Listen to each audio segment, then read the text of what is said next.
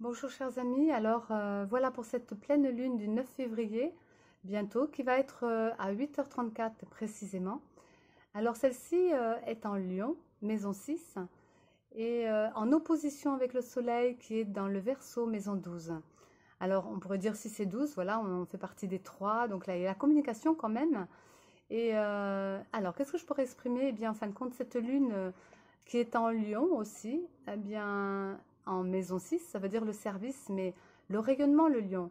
Et la lune, c'est la sensibilité. Donc comment je rayonne ma sensibilité profonde dans le service? Donc quelle est ma foi? Quelle est ma profondeur justement là-dedans? Le soin que je pourrais apporter à mon histoire, mais qui irait dans le sens des autres, puisque là, c'est moi quelque part, mais avec l'autre. Donc dans les relations, bien sûr, mais ce soleil qui est en Verseau nous indique aussi que quelque part dans l'intelligence, dans les pensées, dans le côté avant-gardiste, dans les nouveautés, puisque le Verseau symbolise aussi la communauté, mais le futur, c'est-à-dire l'avenir aussi, de la technologie, de la manière de penser cette jeunesse, mais les autres, quoi. Et en maison 12, eh bien, c'est quand même quelque part comme s'il y avait une demande de, tiens, dans l'énergie vitale, puisque c'est là aussi le soleil, eh bien, quelque chose de nouveau qui vient, quelque chose qui va être différent, quelque chose qui va être libérateur, quelque chose qui va permettre justement peut-être ce nettoyage, ça peut être aussi de l'écologie, et une opposition peut-être forte, mais c'est un complément qu'il faut avoir. Donc, il faut avoir cette notion de perception qui fait que même si ça s'oppose, ça peut être des extrêmes, mais les extrêmes se rencontrent et deviennent des compléments.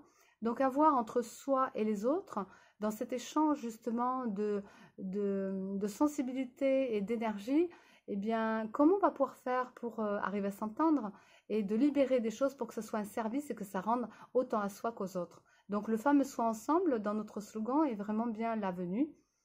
Et puis d'autres particularités qui sont essentielles aussi. La maison 1 est très très remplie et très grande. Et dans cette maison 1, eh bien, nous avons un Neptune avec Cérès et en lien aussi par rapport à cette sensibilité, cette exigence spirituelle, cette profondeur, cette différence et puis cette nouveauté aussi. Donc quelque chose qui va être dans une intelligence autre et que peut-être des technologies aussi vont arriver. Il y a le Mercure aussi qui est là dans cette maison 1, donc qui nous demande aussi cette intelligence d'aller voir plus loin.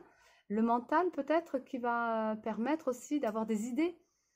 Et Vénus, c'est bien Vénus qui est là aussi dans cette maison 1. Donc toute la maison 1, c'est le je suis, j'existe et c'est vraiment soi. Donc on nous demande de cette spiritualité, on nous demande de cette notion d'intelligence, de cette notion d'idées qui peuvent arriver aussi, cette notion de service, de soin.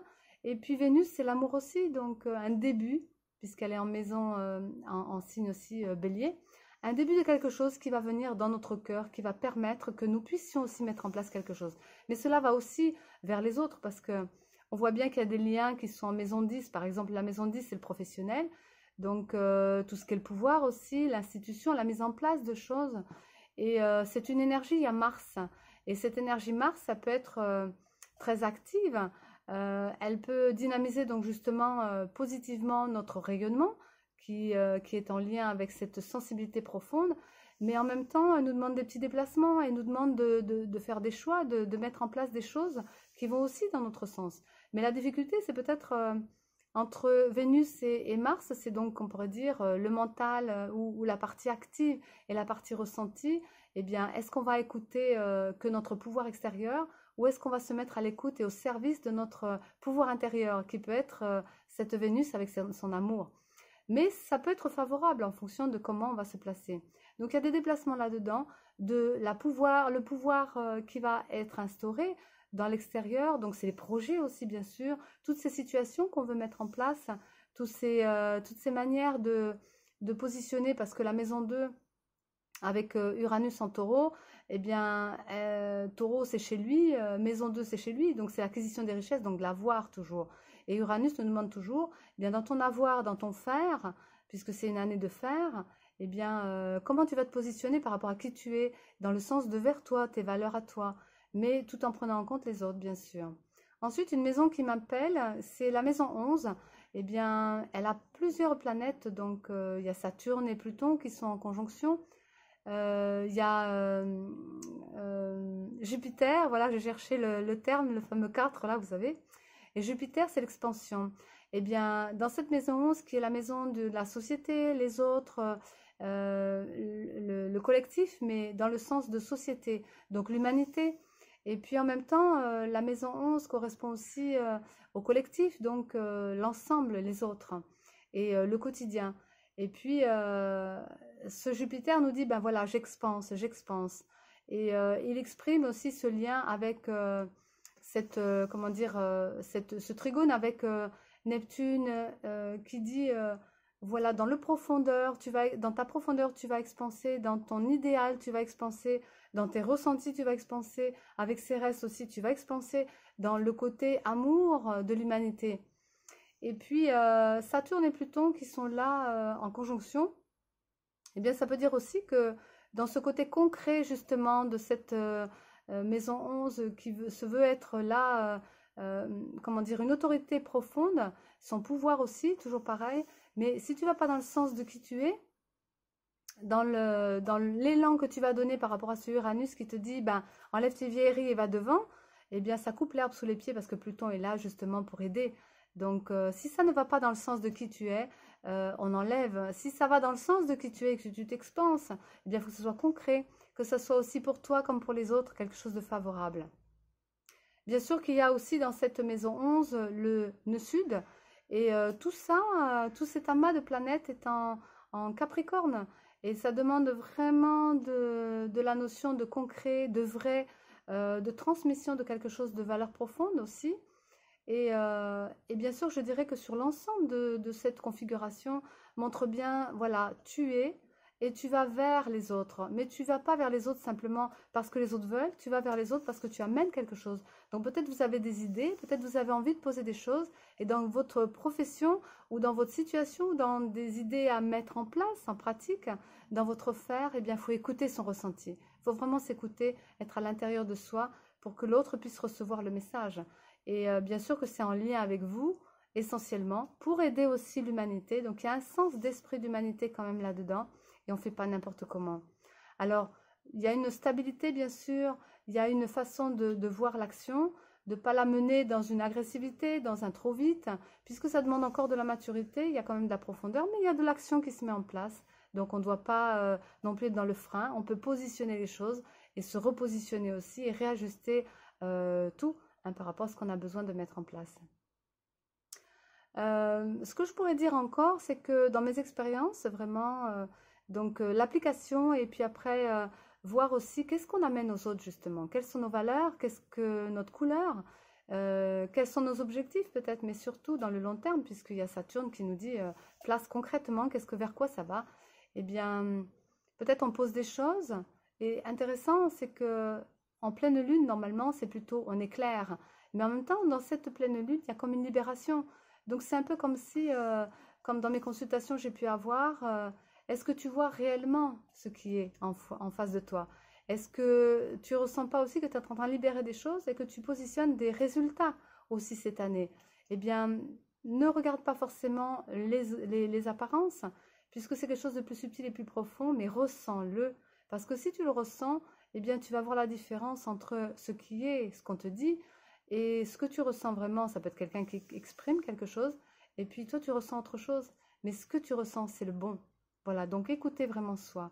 Parce que dans ces expériences extérieures, eh bien souvent, la personne dit, ah, je vois tel personnage de cette façon, et moi, je voyais l'opposé de ça, c'est-à-dire l'autre personnage qu'elle voyait un peu dans l'ombre, eh bien, c'était plutôt celui-là qui était dans la lumière. Donc la vision, des fois, dans l'illusion, eh bien, ça peut être ça, c'est qu'est-ce qu'on voit réellement? Quelle est la réalité de notre vue, de ce qui est réellement dans notre histoire, dans notre quotidien?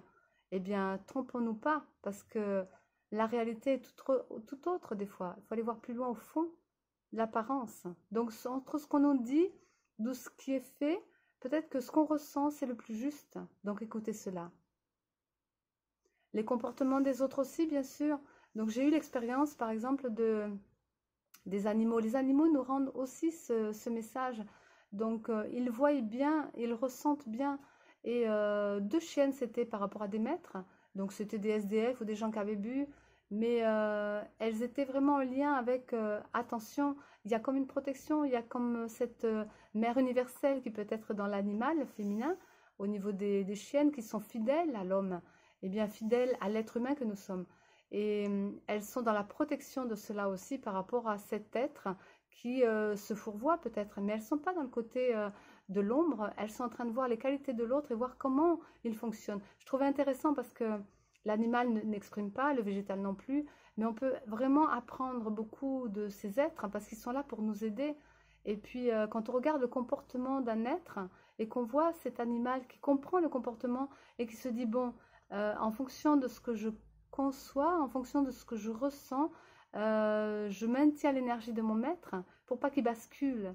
Donc c'est un peu ça, les opposés complémentaires, ça peut être, on peut voir l'opposé, il peut y avoir des difficultés, mais si on essaye de voir justement l'équilibre des deux, l'harmonie des deux, eh bien on est là juste au milieu en train de se dire, voilà, l'équilibre c'est juste, c'est l'attitude juste à avoir, le comportement juste. Donc l'animal va se mettre justement dans cette notion-là. Et puis il y a une notion d'intégration aussi dans tout ça. C'est que bien sûr que l'avoir qu'on va avoir, que l'action qu'on va mener, que si on ressent bien pour soi, on va le mettre en pratique, mais pour qui? Eh bien, il y a un esprit d'humanité, c'est-à-dire vers les autres. Voilà ce que je pourrais dire. Dans cette opposition qui est soit rayonnée vers les autres, tout en ayant une libération, parce qu'on doit le voir aussi. Il y a un amas d'énergie dans cette maison 11 qui est la société, qui est les autres. Donc comment on va mettre en place cette société justement, ces relations, mais surtout cette libération de vieillerie de l'humanité, je dirais de tout ce qui a été, qui ne vont plus, et d'aller dans le sens d'un rayonnement profond, d'aller dans l'écoute de chaque individu, on n'est pas des numéros, et qu'en même temps, bien les autres aussi nous renvoient des images et des façons pour qu'on apprenne à se connaître. Donc on est, on va dire, dans l'apprentissage de tout ça. Alors, cette force vibratoire qui est spirituelle, cette force de l'intelligence, cette force qui est vénusienne, qui nous amène justement toute l'année dans cet amour profond, dans l'écoute de ce féminin sacré, eh bien, soyons réceptifs, car au fond de nous, nous avons toutes les clés pour arriver à mettre des actions qui soient non pas dans le pouvoir pour asservir les gens, mais dans notre pouvoir intérieur, pas dans la force extérieure non plus, dans l'agressivité, mais dans cette puissance intérieure qui fait que oui, je peux assumer complètement mon histoire et mettre en avant des idées, des idéaux, des situations, des projets, des relations, m'engager vraiment dans qui je suis. Même s'il y a un carré très fort entre mon ressenti et mes pensées, eh bien, ma tête doit descendre au cœur. Voilà. Je vous dis plein de belles choses et une bonne intégration de cette pleine lune, en sachant que vous posez des graines aussi et que ce mois de février est un passage pour ensuite récolter à la pleine lune qui sera en mars. Donc les deux se ressemblent, les deux s'assemblent, c'est un peu comme le féminin et le masculin. L'équilibre des deux, eh bien, on doit prendre en compte les deux et trouver le juste milieu, l'harmonisation dans cet ensemble. C'est jamais la faute à l'autre parce qu'on est dans les projections, c'est pas non plus la faute à soi, mais on peut communiquer, c'est là l'essentiel. Notre communication, puisque on est vraiment bien placé pour ça, eh bien notre intelligence aussi va nous permettre de voir clair, puisque c'est une pleine lune. Je vous dis à bientôt, chers amis.